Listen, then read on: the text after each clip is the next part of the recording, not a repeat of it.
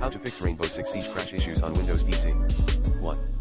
Close the programs that cause interference via WTM. 2.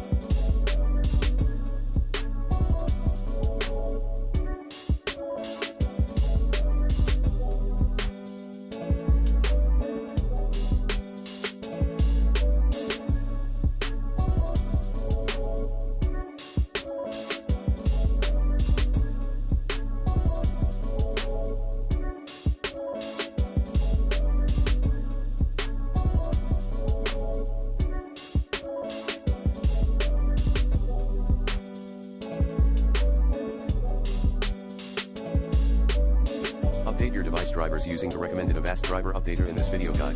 3. Perform a clean boot. 4.